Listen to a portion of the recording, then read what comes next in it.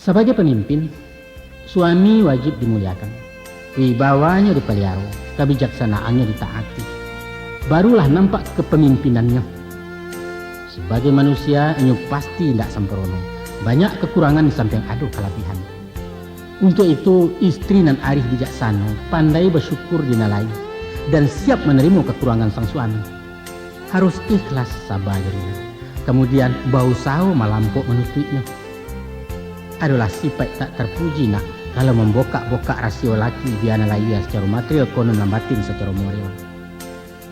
Sebaliknya pulo, ijan pulo membangga-bangga, memuji bakadataran, mengatakan suami awak santi yang mahutakan inyo gagah setia segala hebat, usah nak ijan panjang muncul murang di pegunjang, mayu awak deko.